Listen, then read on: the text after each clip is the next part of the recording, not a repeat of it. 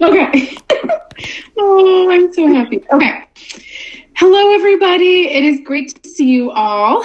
I want to start by just giving a great note of praise, all the work that's happening outside of class, all the online work has just been incredible. And I hope that I'm being very rigorous in grading it. If you're getting high scores, it's because you're doing stupendous work.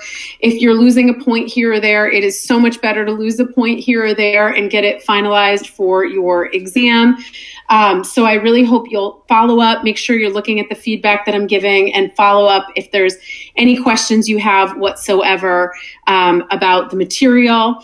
We're alarmingly close to the exam, and I hate to be the one to emphasize that. I realize everybody already knows that, but I just really want to push everyone to start pulling together these materials, these charts that you're making.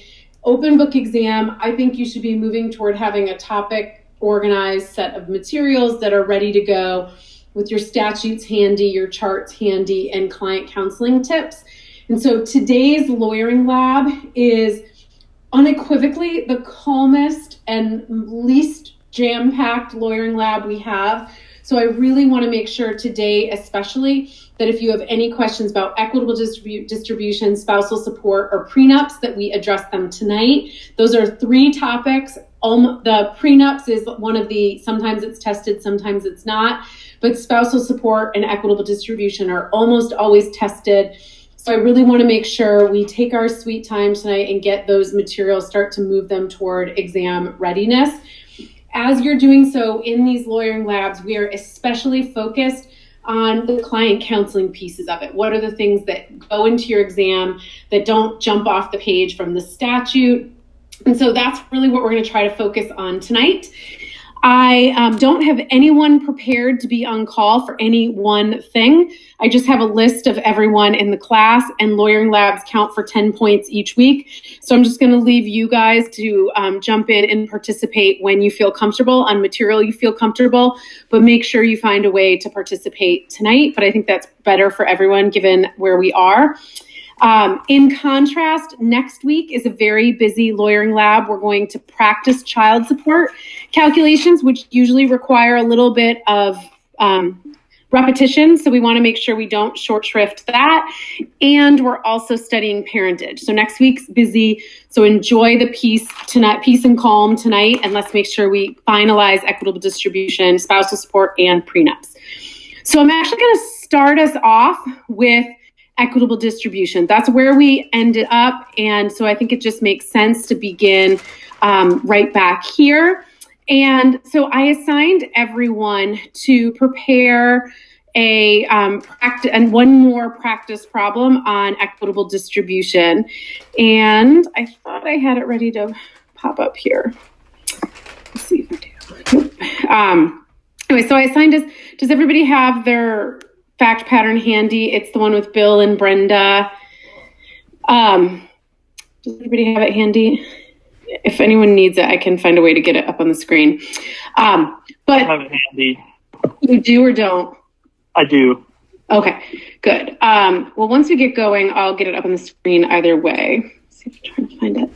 But anyway, let's go ahead and get started. It's a short fact pattern, but it's a perfect chance for us to practice applying our equitable distribution models.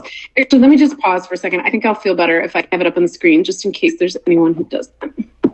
Just give me 1 second. I apologize. I thought I had this queued up.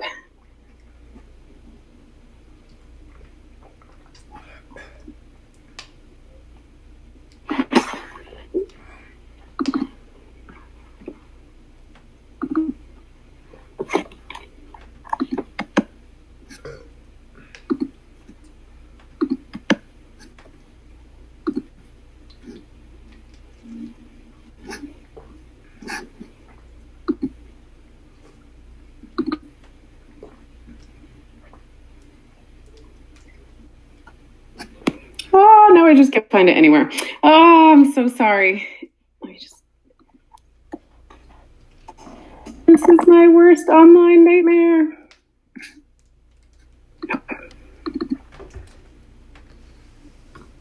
Professor, somebody put it in the chat. Oh, you're my hero. Thank you. Okay, beautiful. Thank you, Olivia.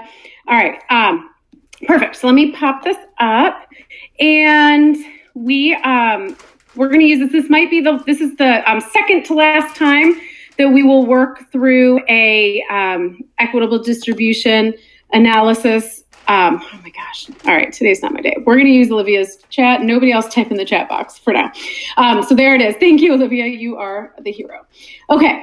So this is a simple fact pattern. And if you think about it, when you get your exam, 80% of your exam is the bread and butter family law issues: spousal support, equitable distribution, child support, child custody. So this is one of your bread and butter 80% questions.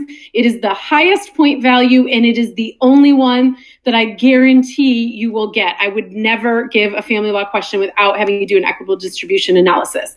You'll note here that the facts are a little thin, but it's about representative of what you would see in a real exam if you had to pull the material out.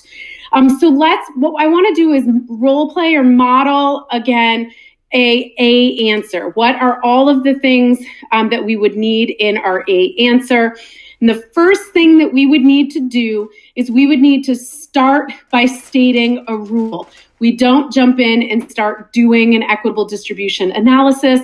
Why not? Because our clients really want to understand the process. They want to understand how this is going to work. So let me start by getting a volunteer, and my dream volunteer would be someone who wasn't here last week to walk us through what are all the things you might tell a client about how equitable distribution works. And anyone who's not the person on call, I want you to listen for little add-ons of other things, other points that you could snatch up, that you could add to whatever our volunteer contributes. So who would like to walk us through a coherent, complete rule on equitable distribution? How does it work? What would we tell Cody and Sarah about how this works?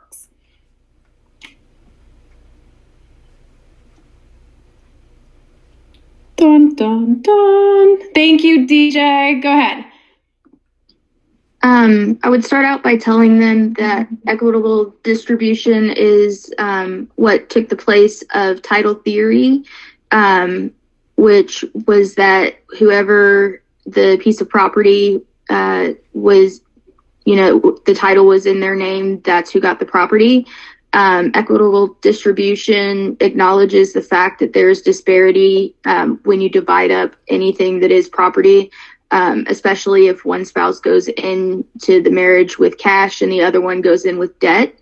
So I would kind of, give them a realistic explanation of you're not going to come out, if you're the one that came in with cash, you're probably not going to come out with all of your cash and 50-50 of the property as well. And so when you go through the equitable distribution analysis, after you have to first determine that there is property. So property that isn't marital property is going to be determined either by time or by exception. So anything before or after legal separation is considered separate property. Exceptions of gift or, it being bestowed on you during the marriage count as separate property as well. And then after property is determined where it kind of falls, the actual analysis of contribution, value, duration, and then economic circumstances of the soon-to-be ex-spouses is determined to determine who gets what. Who gets what from what pot? The marital property. Beautiful. Great. That was exceptionally well done. I love especially how you gave a sort of overview of what it is and what it's not. You walked through each of the steps and you delineated carefully the classification stage and the contribution stage. The one refinement that I was asking at the end is just to clarify that contribution only applies to the marital bucket. Any other points that folks would add? There's two things only that I can think of that I would add. Anything else? Yeah, Elizabeth? At least in Kentucky, there's no expectation of 50-50 property distribution. So, of course, the client shouldn't go in expecting that. And it's also looked through the lens of economic need. So support, we're just doing property. Yeah, that's later. Right. This is Okay. why I really like, no, it's great. This is why I really like to work lab, because we get to put multiple concepts together that crisscross very closely.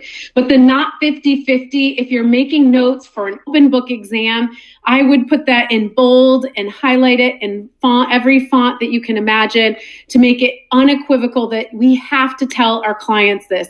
There are other states. Florida, for example, is one that begin with a presumption of 50-50. We do not do that. Monica. The other thing would be clarifying the role of the state. In the first part, when the non-marital property is distributed, there's no discretion of the court, but in the second step, there is discretion. Beautiful. Great. And then I had only one other thing I would add, but it's super, super tiny and nuanced, so I'm just going to say it. The only other thing that I would add, and it was implicit in what DJ said, but I would make explicit, that all property is presumptively marital unless you prove otherwise. So and that matters. So far, we've actually really not dealt with a piece of property that was in dispute, where one side would argue one and one side would argue the other. That happens most often with that line between passive and active appreciation. But if that happens, and if you were to conclude it was a tie, so to speak, the presumption is marital property unless you can prove otherwise. So that, combined with everyone's wonderful participation in that stretch there, got us an A answer. It's an open book exam. Come prepared with it and be ready to explain this to your client. Do not paste the statute in there. Your client can Google the statute as well as you can. Use your lawyering skills to break down the statute just like we just did here. Brilliant.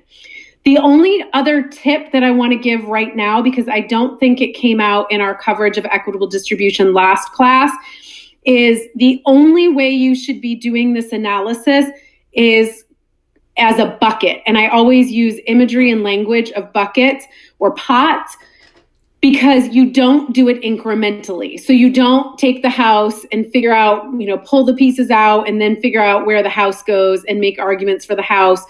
That instead you put everything together, you get a final number on how much is in spouse one's bucket, how much is in spouse two's separate bucket, how much sits in the marital bucket, and then with the bucket as a whole, as a big pot of debt or equity or property, then you make your competing arguments. Every once in a while, there's someone on the exam who just on the exam, has this epiphany that they're going to do this piecemeal and take it one piece of property at a time. That's not how the court does it. It does it much more holistically. Great. So that's our first step. It's super predictable. You should come into the exam prepared and ready to do that. Next, with our Bill and Brenda content here in our chat bar, can I get someone to volunteer to do the classification stage? So I encourage you to approach the classification stage with this presumption. Everything is marital unless you can pull it back out. So is there anything, can anyone volunteer to pull out of that marital bucket any content for us?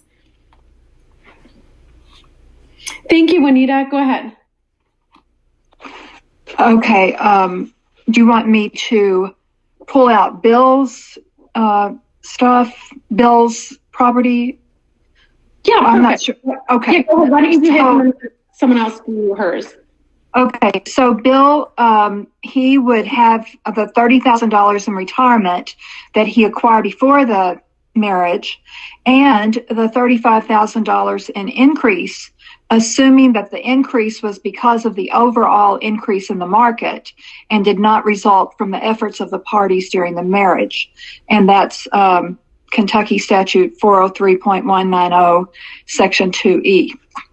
And he also gets the $20,000 in cash that he had before the marriage if he can trace the money to an account or purchase made during the marriage. and that's KRS 403.90, Section 1 and 2B.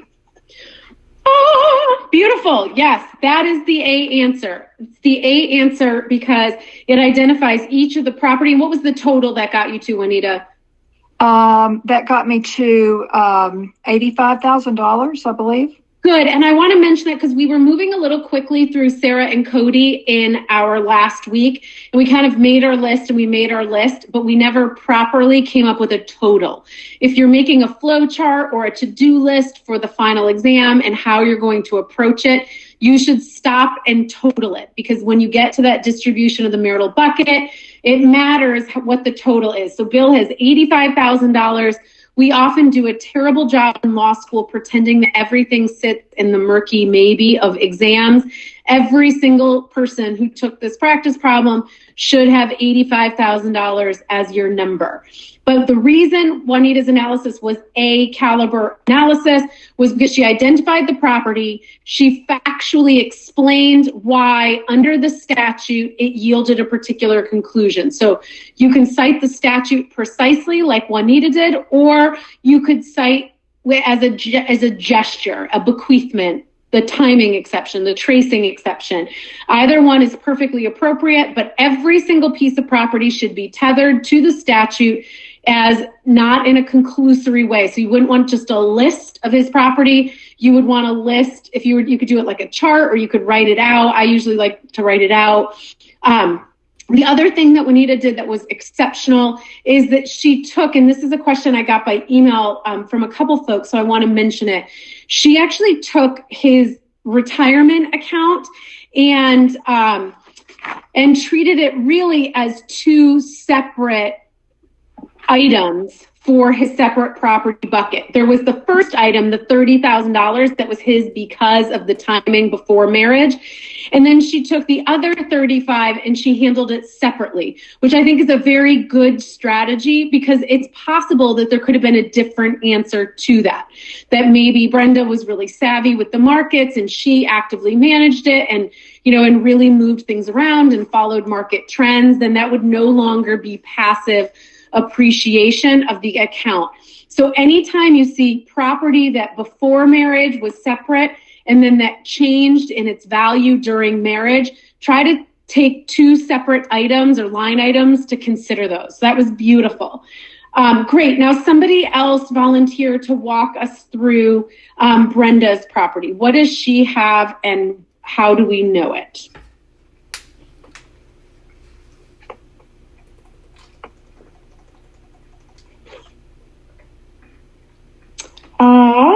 See, Drew, thank you. Sorry.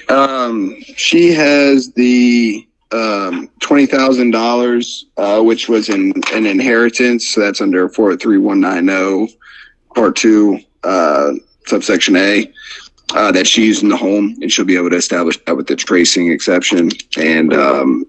And also the student loan debt, even though it's debt, it's hers because it was prior to marriage. So under the timing exception. Good, perfect. And the 20,000 is sort of tracing and a bequest. So it began as a bequest, but then bequeathment, but then we can also trace it out. And then the 87,000. This is probably the first time we've done an equitable distribution analysis where there were tricks built in there. So oftentimes you'll see in old exams moments where I tell you what it was worth at another moment in time. That doesn't matter. And so here, maybe it ever so slightly matters, ever so slightly, that the couple collectively might have paid down this debt that was privately hers, but it's not a really great fact. It's really just me trying to trick you by giving you information that doesn't matter. So everything you're doing in equitable distribution analysis is largely snapshots of what things looked like when they got married, what things looked like when they separated, and what things looked like at the moment of this distribution. So the fact that there was more debt before is not really relevant here. Great, we're doing awesome so far, and I hope everybody's following along. I'll take questions in a moment. So now our last stage, and Drew, what was the total of that? Did you give that to us? I can't remember. I did not give you the total, but she would be owing $67,000. Good, perfect. Come up with some strategy that works for yourself. You're going to be taking this final exam just in Word or whatever word processing software you use. You could use Red for debt. You could use, just positives and negatives. You could use parentheses, whatever strategy works for you, but don't lose track of debt versus assets. So here, there's a big swing. So when we talk about their respective buckets, his bucket has $85,000 of property. Hers is $67,000 of debt. Great. Next, could someone else volunteer? And I'm working through everyone in class. So own your faith, people. So let's figure out what's left. Everything is marital property unless Juanita or Drew just extracted it from the marital property bucket. So what is left in the marital property bucket and why? Olivia. So what's left would be the house and the mortgage, and that's going to be pursuant to KRS 403.190 Section 3 that states all property acquired by either spouse, regardless of title, is held in some form of co-ownership, such as joint tenancy, is going to be considered marital property. And so that's going to be the home, which I believe has a value of $160,000, and then minus the mortgage of $112,000, which is going to come out to $48,000. Good, perfect. Exactly. And so here again, you have a little bit of a red herring telling you what it was purchased for.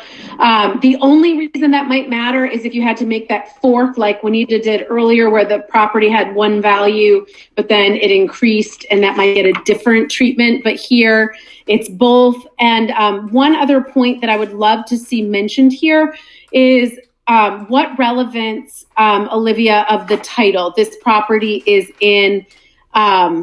did I tell you it's titled in Bill's name solely? So in Section 3 of 403.190, it says regardless of whether title is held individually or by the spouses in some form of co-ownership, it's going to be community property. So it can be in one or the other's name, but it's still going to be considered community between the two of them. Good, perfect. And so here you could go one of two ways in how you manage the things like the home, where you've got the value of the home and the mortgage. I strongly encourage you to keep them as two separate line items. The mortgage, which is your debt, and the home, which is your equity. Keep them separate and don't delta them or net them out. And the reason I encourage you to not net them out is because many people actually don't want to sell their home if they don't have to. One might want to buy the other out, or one might want to stay in it with the children. So I encourage you to think of it as two separate items and just manage your positive and negative and not necessarily do that math. Good, so that's our marital bucket. And as DJ explained at the beginning, it is the marital bucket that is subject to distribution using the equitable distribution factors. And here you really have very few facts to work with, but someone walk us through. So I encourage you for exam methodologies you'll have better facts on your real exam. Make your best argument for spouse one, make your best argument for spouse two, and your conclusion of your IRAC is always, it's in the court's discretion, and with using the following arguments as its guide. So does anyone have any, anyone want to take a crack at making any arguments either for Bill or for Brenda or for both? There's not a ton to work with. Brian, go ahead. Thank you.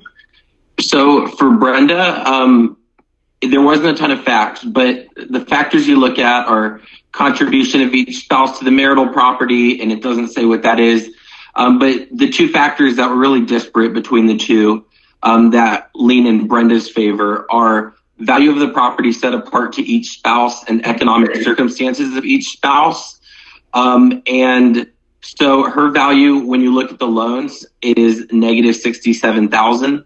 And then his, depending on whether the retirement was active or passive appreciation, is either 65 65 or 85,000 or 65,000, I think. So either way, it's a big disparity. And we operate under the presumption that it's not 50-50, but it's whatever is in the name of fairness. And so she would be inclined to get more of the property because of the $100,000+ disparity between their financial standing.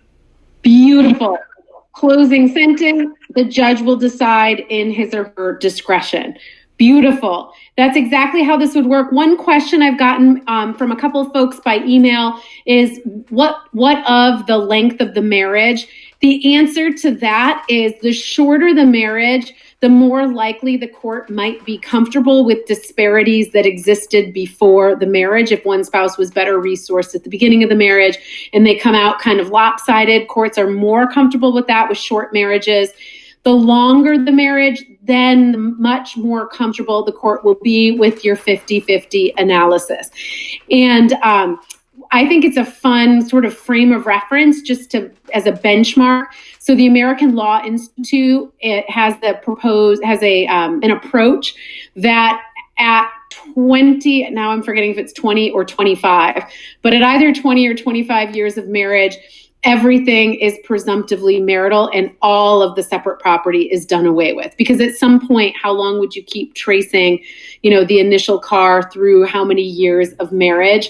But that gives you a sense that 20 years is really when we start to think much more along the lines of the 50-50, what's yours is mine, what's his was hers, what's hers is hers kind of our arguments.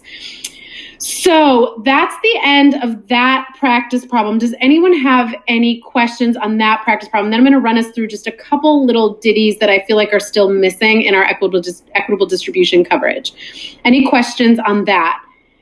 Did everybody feel, Michael? Hi, could you just run through the tracing again, if you don't mind? The little point that I just made or the bigger point about tracing? Kind of like the bigger point about tracing. The bigger point about tracing that you'll apply on the exam is it's when a piece of property was separate property to begin with, but then it got turned into something else. So you got married and you had a Honda Civic and you traded in your Honda Civic for the family minivan, and $7,000 of your trade-in value came off the cost of the family minivan. That $7,000 began as separate property, and you can trace it back out as separate property. And then the point that I was just making is like at some point that becomes a little silly, like a little, like I've been married 18 years. Like, I did have a Honda Civic when we got married. I've had like 5 cars since then, right? And so like, are you really going to keep tracing that out, or does that just become silly at some point? And the answer is it becomes impossible really after a marriage of a longer length. Holly? Thank you. Yeah. I was just confused. I may have missed it, but I was confused on why you said that stating the $100K was her original student loan balance, like why that was like a trick at all. Oh, I love that. Because in the end, it doesn't really matter what it was. I mean, it could possibly matter to showing the contribution. Like, the jerky argument that Bill would make is, that she just brought a bunch of debt into the marriage and that she is drained from the marriage to pay off her debt throughout. And so the fact that she's leaving the marriage with more debt doesn't mean she should get more of the marital property. It means she came in with more debt, and she should leave with more debt. But the $100,000 for the math is not relevant. So it's relevant to see that some of their marital assets have been used to pay down her personal debt. But the $100,000 is not the number that you would put in her bucket. The number you would put in her bucket is the 87. Okay, that makes sense. I put the 87, but then when I heard you, I think I misheard you, and I thought you were saying we had to use that. No, the other way around. Confused. So okay, that makes sense. Great question, Monica. Does the down payment that Brenda put of the $20,000, does that get traced out of the marital property in any way, like the home?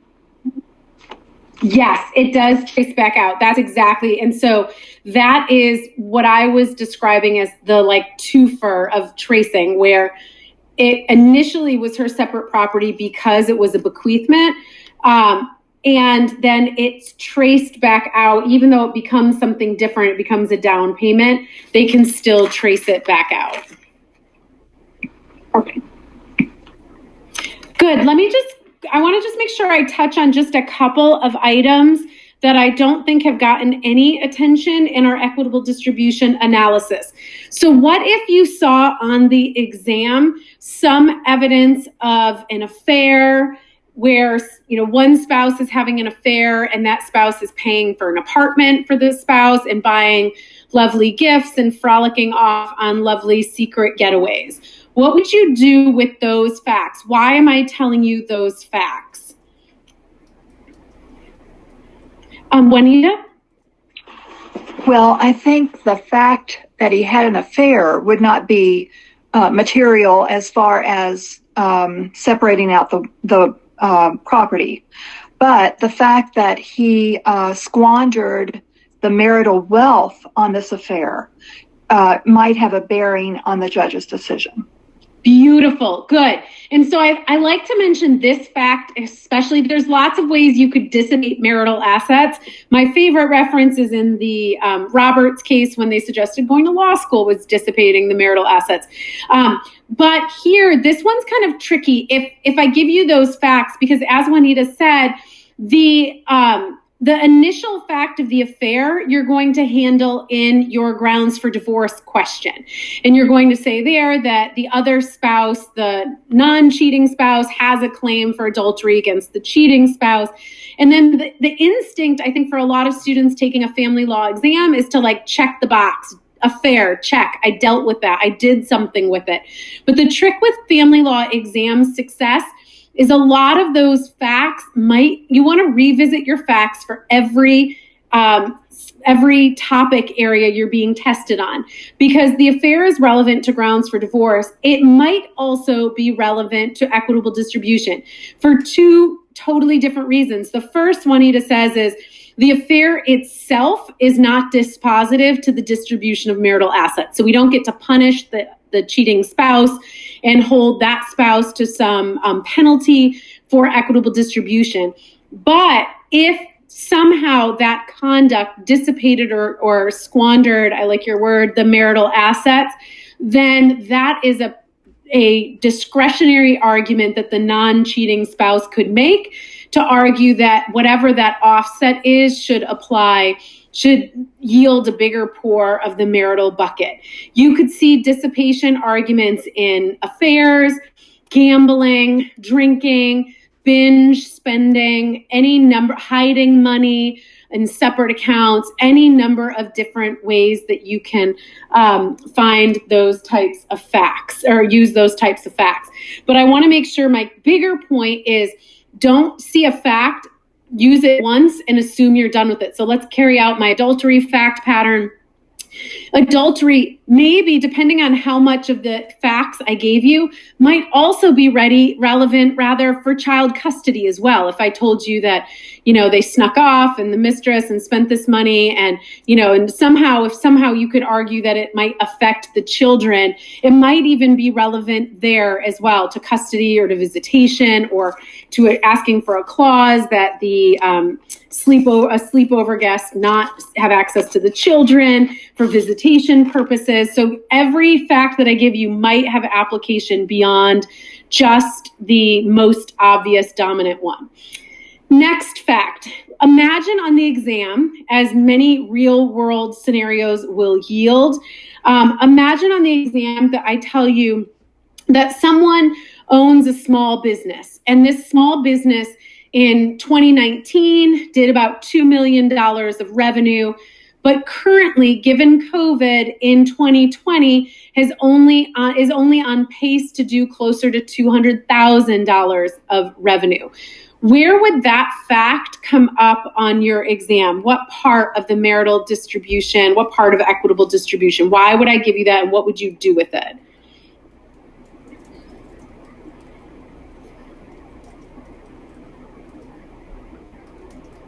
Mary Beth. I could be wrong, but would that trigger kind of a modification? So great point. It would not, sorry, I have a sick dog that is like under me somewhere. My little dog slipped a disc in his neck, and it's like the worst, most horrible little sound you've ever heard. He just keeps yelping, and he's sitting under my rolling chair right now, and I'm terrified I'm going to squeak him. So great point. So what Mary Beth said was, would this be relevant to a modification?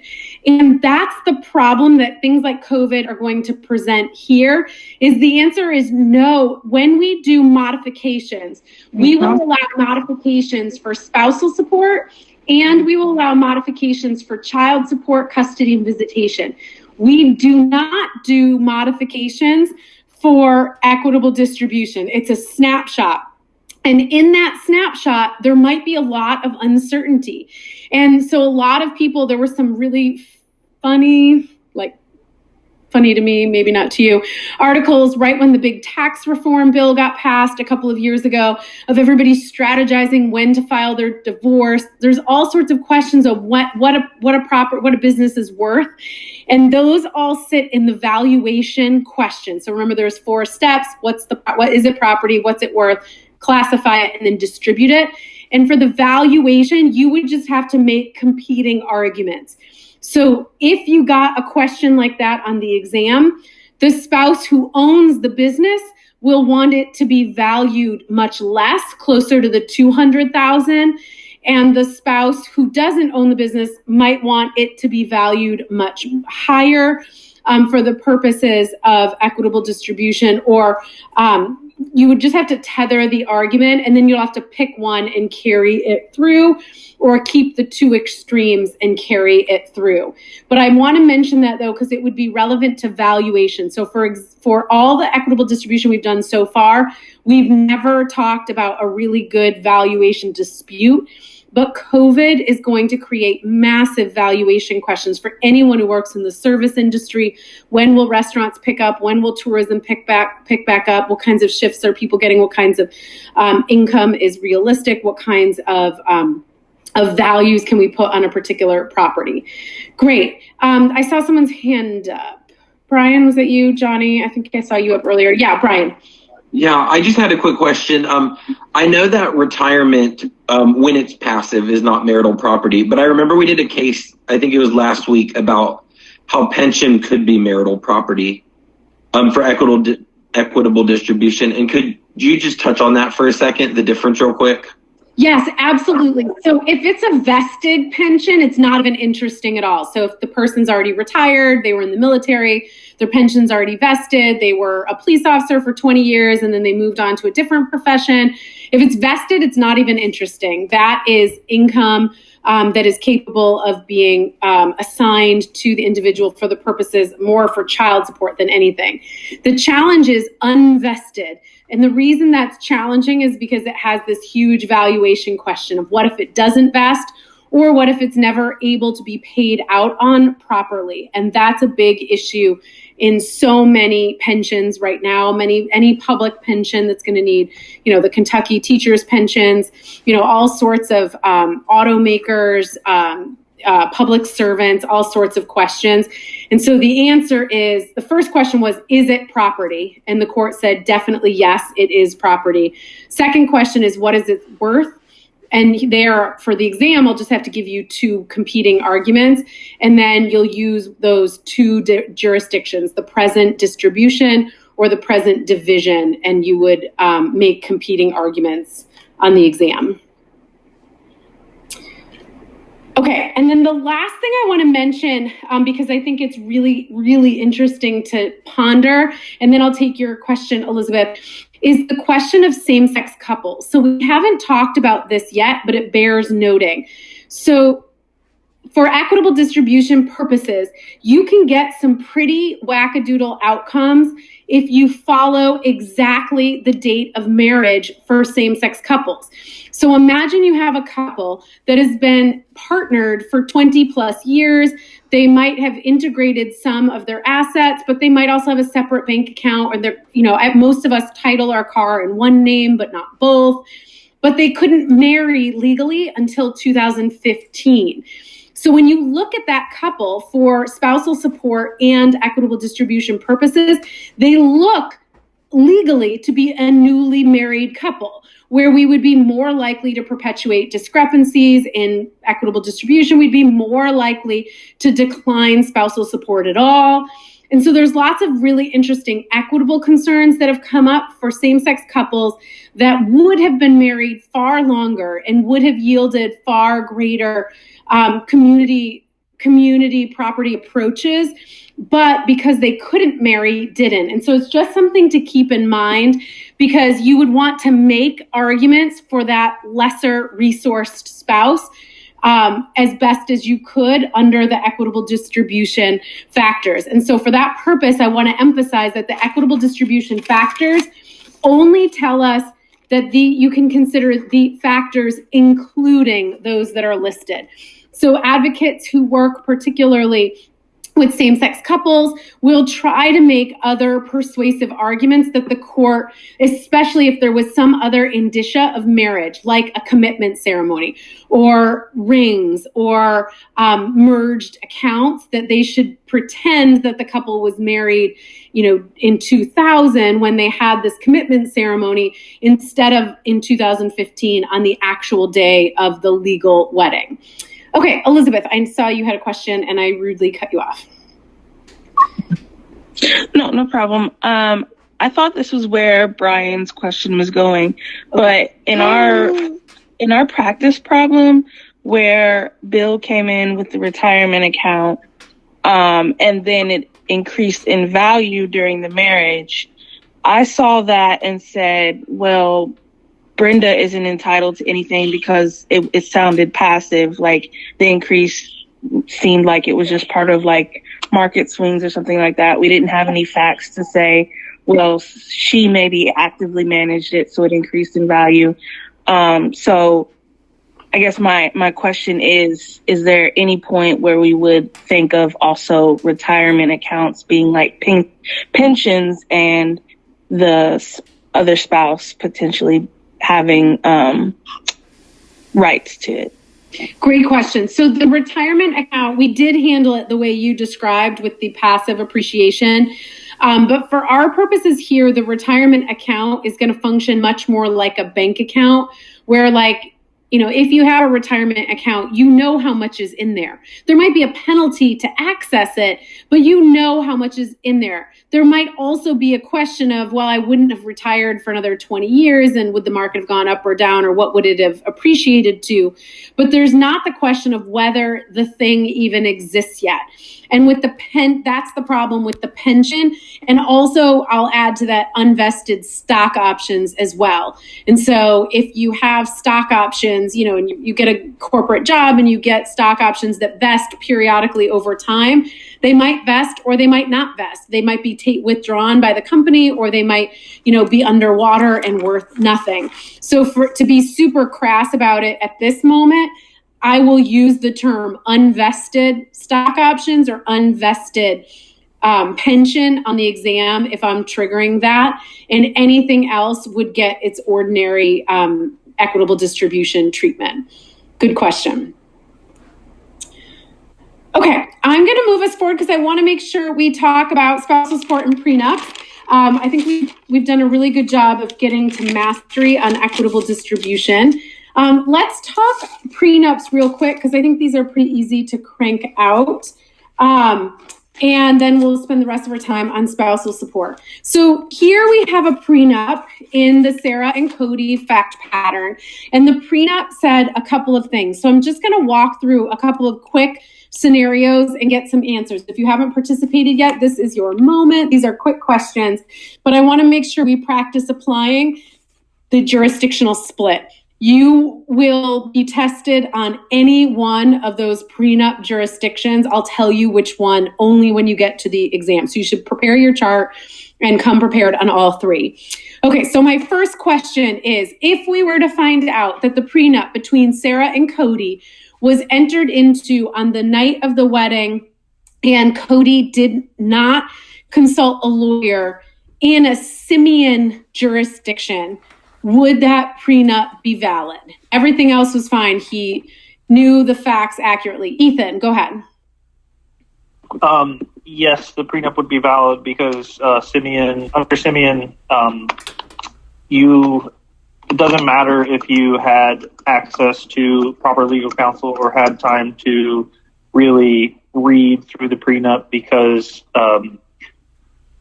the court wants to preserve the idea of contract law in the prenup, that you can't save somebody from a bad bargain, and it would infringe upon people's rights to enter into contracts.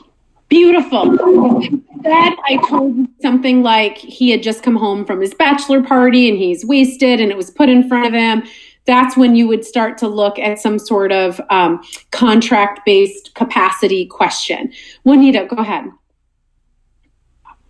Well, I just would have said that if I was her lawyer, that this was a duress to bring it up so close to the wedding that, I would still argue, no matter what the jurisdiction was, that would be inappropriate. It would be duress, that it was, not fair to her to present it to her at that time. And she was emotionally not able to, think about this thing on the night of her wedding. And so I think you would still have a chance even in a contract. So the problem with the facts that I gave you is they align pretty closely with Simeon itself, where it was like the night of. But you're right that you could definitely try to make those arguments. It would be... The interesting thing is I actually switched the genders.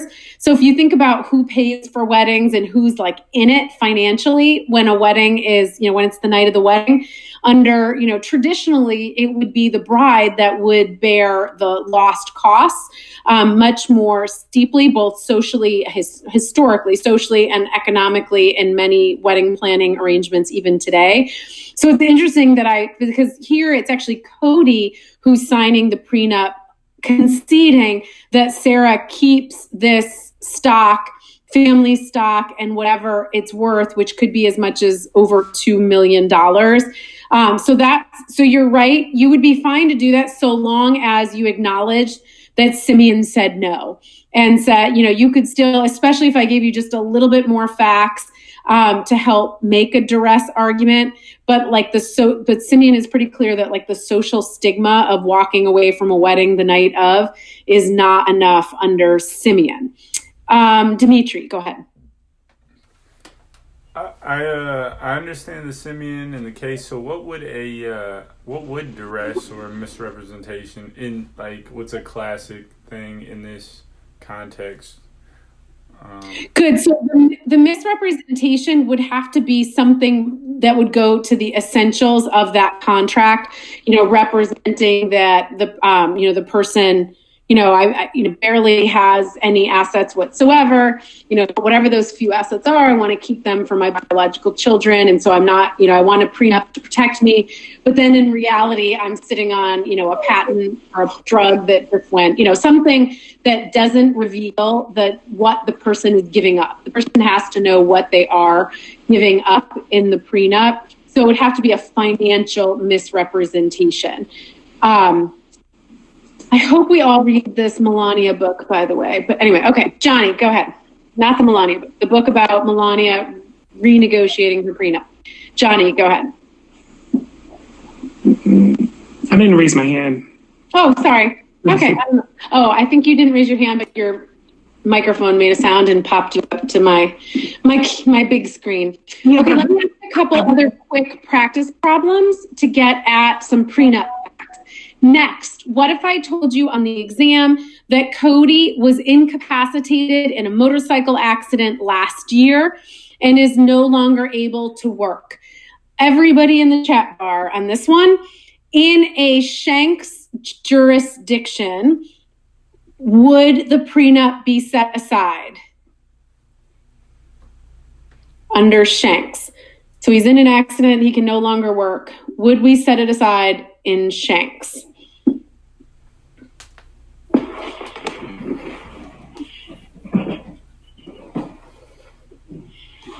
No, guys all just following the people before you? Go back and look at your charts. Shanks does a Drew does an about face. Okay, good, nice, Liz, great.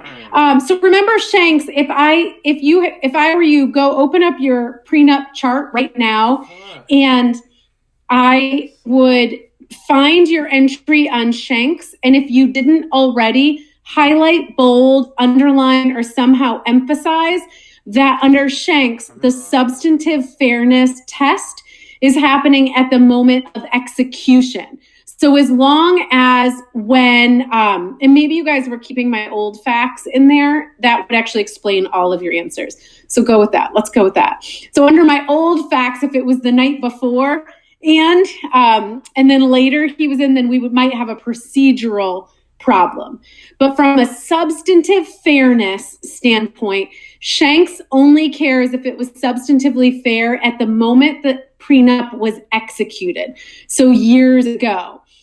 Next question, under the ALI approach, if he's in this accident is now no longer able to work, might the court look at the prenup and be willing to set it aside?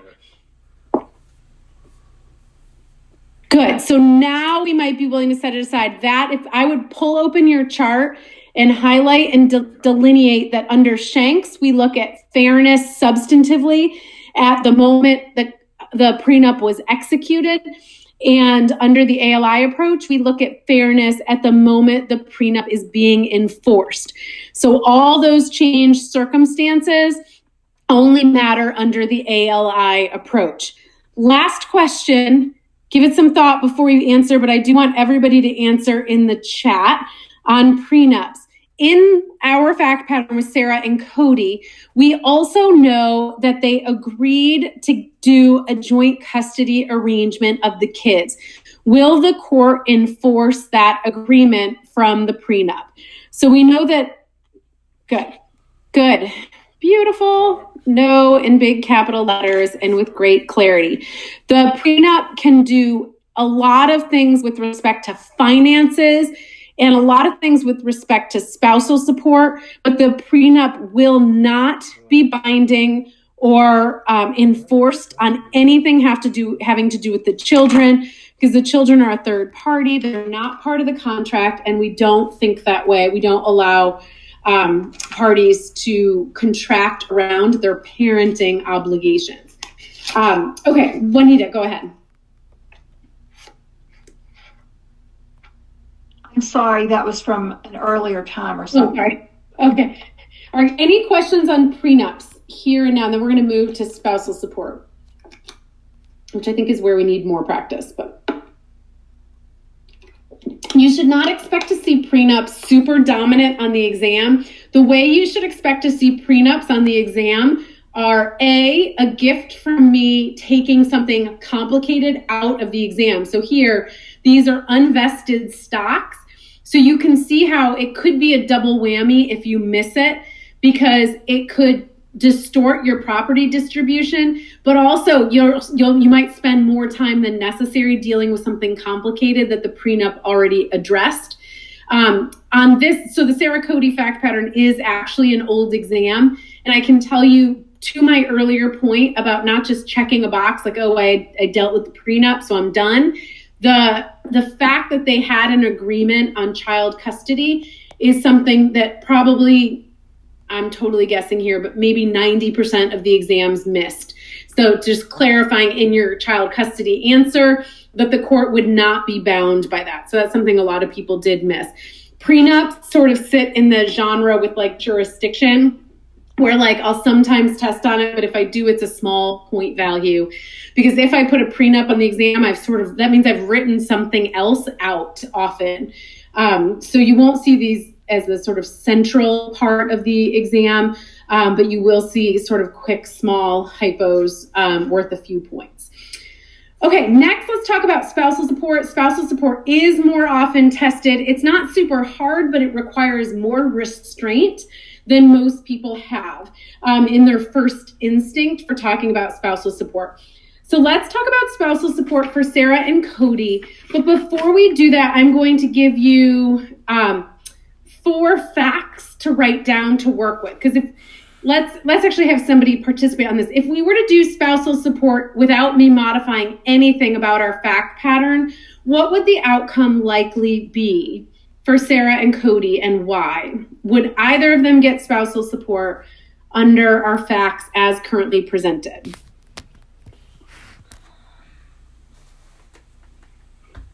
Holly, go ahead. I could be wrong, but I don't think they've been married long enough to consider the permanent spousal support, but possibly because she was a stay-at-home mom, maybe we could think about rehabilitative just until she gets like a job or training to get a better job or something like that. Good. So she might be able, and we in the statute, we'll look at it in a second, explicitly contemplates the fact that someone is a custodian of a child, a primary custodian of a child at home. So that might be pretty important. But at the end of the day, we have to start with that needs assessment. Let me pop this statute up. Oh no.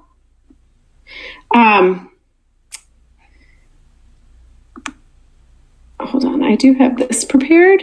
Let me put the statute up to take a look at.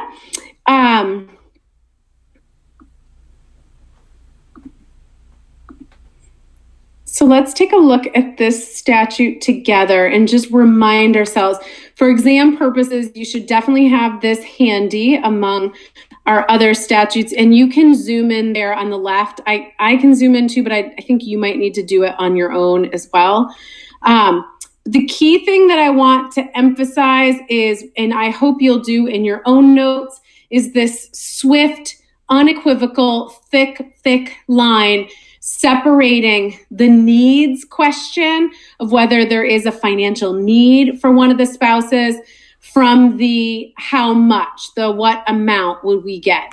And so when you talk to ordinary people in your lives about spousal support and what they think about it, what their expectations are of it, most of the kinds of arguments about why people think they should get spousal support, why they think it's a good thing, all sit down here in number 2 because of the standard of living, because we were married so long, because my spouse is walking away with so much more and I gave so much. But the court cannot get to the second part, which is where a lot of our conversations and values sit, unless we can show that one of the spouses lacks sufficient property to provide for reasonable needs, which begs the question of what are reasonable needs. Is it reasonable for one spouse to live in Anchorage and one spouse to live in an apartment? If both spouses have a roof over their head, isn't that reasonable needs? Isn't that sufficient property? And in addition, that they're unable to support themselves through appropriate employment, or they're the custodian of the child. If you really stop and noodle on this first part, that is an incredibly restrictive test before you can even consider getting maintenance. And so you would have to, if you're Cody or Sarah, whichever one is going to ask for it, prove that you didn't have property to provide for your reasonable needs and that you can't support yourself, or for Sarah, that you're the custodian of a child who makes it not possible to work outside of the home. So that first step is a gateway or a key to unlocking the second step. And a lot of your clients are going to come in and chatter more about that second step. Okay, so the question I initially asked was, what would happen if I didn't change the facts? And I think if we don't change the facts, neither spouse necessarily needs it. Sarah's a little bit closer, maybe, if depending on what this investment account actually looks like. So I'm going to give you 4 facts. I hope you'll jot these down, and we'll work through them in a tweak on our existing fact pattern. So the first fact that I'm going to tell you is that Sarah gets annual gifts still of $30,000 from her parents, but her parents are aging. Second, that she does have this unvested stock, but it's not liquid, meaning she can't access it currently, and it's tied up in this family company, and she doesn't get any payouts from it currently at all. Third, this we already knew, but I just want to remind you, she was previously a guidance counselor in a public school or in a school. But the fourth one, and the one that's going to matter the most, is that Sarah has been diagnosed with Lyme disease and is struggling currently with joint pain and fatigue. So we're going to keep that in mind. And now I want us to move toward applying our spousal support statute. So I want everyone to take a minute here because now I'm tightening down our facts a little bit. It's Sarah who's seeking spousal support from Cody, and we have some new facts. So I want everyone to take 3 or 4 minutes and type something up. You could do it to me privately in the chat bar like we did last week. I thought that worked really well to help make sure everybody was accountable. And so type something up and really focus on that first part first. And if we have time, get to the second, but at least start with that first part. So your task is to start to write up a argument for Sarah as to why she should get spousal support under the facts that I gave you.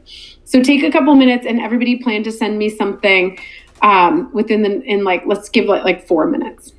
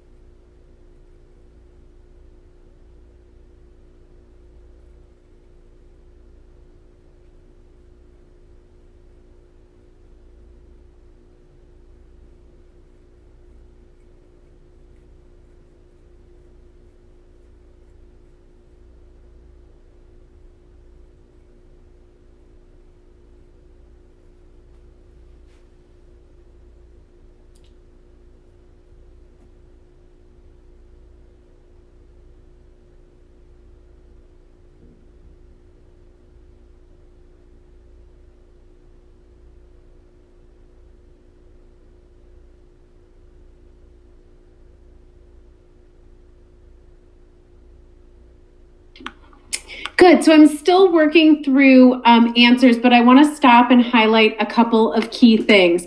Most of you have written to me a pretty substantial paragraph, like 4 or 5 sentences on just the needs assessment, the part 1. And that's exactly right. That's what you should do. And I just want to remind you to try to, if you're taking notes, like a flow chart or something like that for exam purposes, just answering this first question is a bulk of analysis. And we're skipping the rule, right? You would have stopped and explained to your client there's this 2-step process.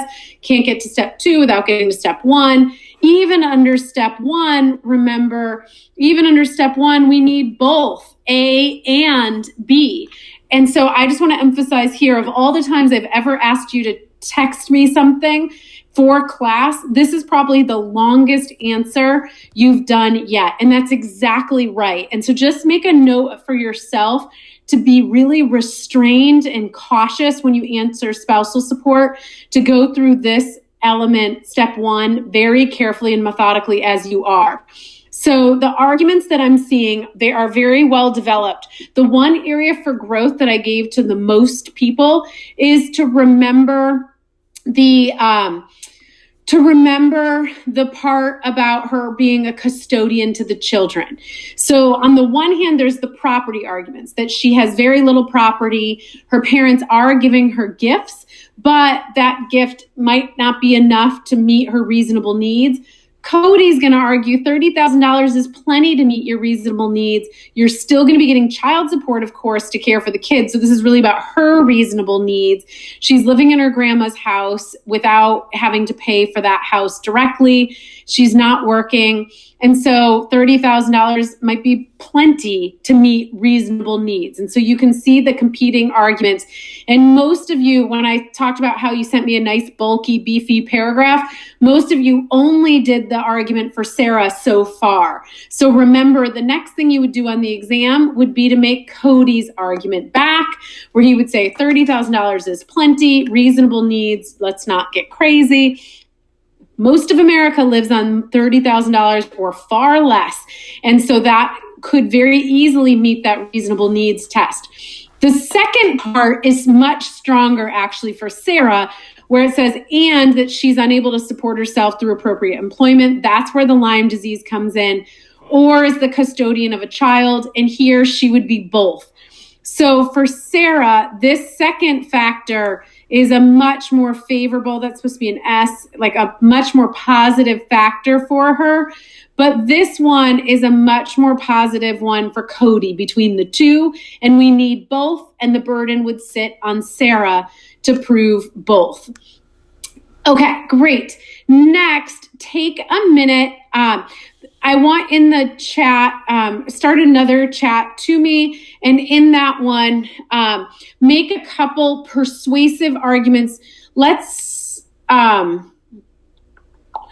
stick with Sarah. Make a persuasive argument for Sarah under step 2 as to how much she should get and the type. So here, is she looking for permanent, rehabilitative, or limited? So in the chat, just take 2 or 3 sentences to me, making a persuasive argument that Sarah should get a bulky award, and what kind of award should she get?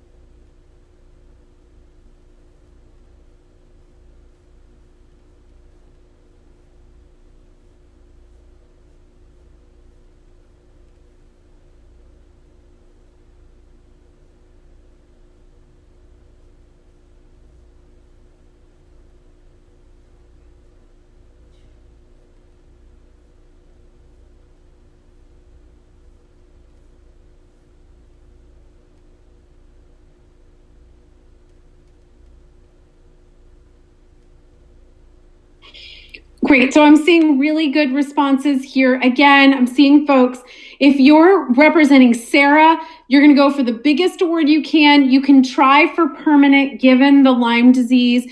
You could try for rehabilitative. It's very unlikely Sarah would want to ask for limited spousal support directly.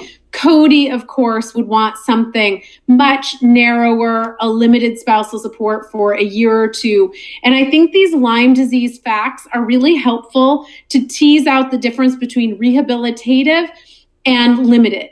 Because if Cody were to be required to pay rehabilitative spousal support while Sarah renews her licensing, for example, as a guidance counselor and deals with Lyme disease, who knows how long that could be. And that tethers Cody to Sarah's health outcomes and to her sort of academic and professional pursuits. Whereas limited, he could say, 2 years and then I'm done. And that should be plenty of time to deal with your illness and also to get certified to go back to work or do whatever you need to do, or the kids will be old enough to be in school.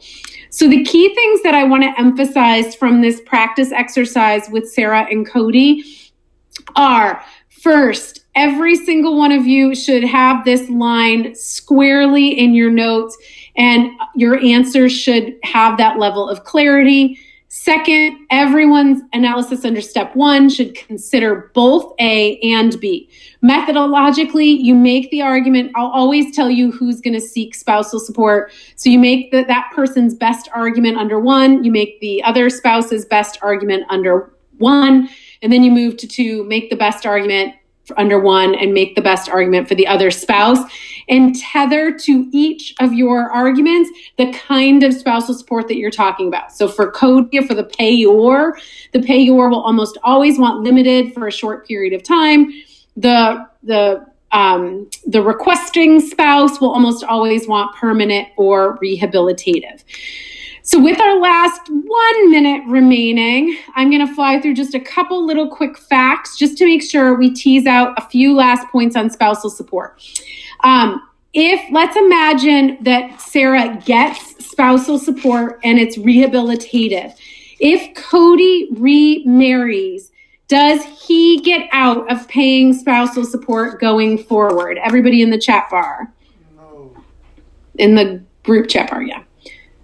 Good. No, not for Cody's remarriage. Only if Sarah remarried. So if Sarah remarried, it would end but for rehabilitative, actually, I went too fast. Under rehabilitative spousal support, if Sarah remarried, would it end her receipt of spousal support? Give it some careful thought before you answer. I tripped my own self up a minute ago here. Under rehabilitative, would it end her receipt?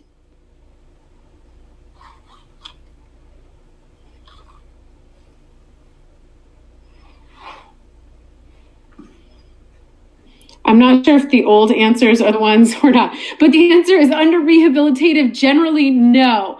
We'd have to look at what exactly was negotiated, but usually rehabilitative ends at the achievement of the outcome and is not tethered to remarriage. It's permanent spousal support that is distinctly tethered to remarriage. Okay.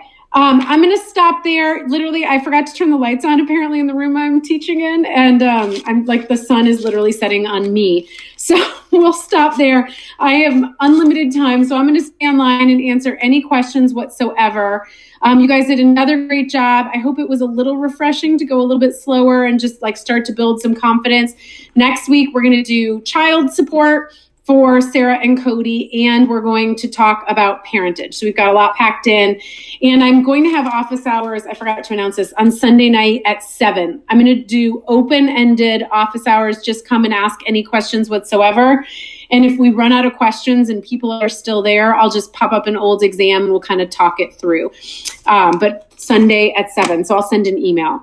So I'm going to stop the recording, and I invite you to peace out if you're done, but I also invite you to stay and ask any questions whatsoever. Great job tonight, everyone.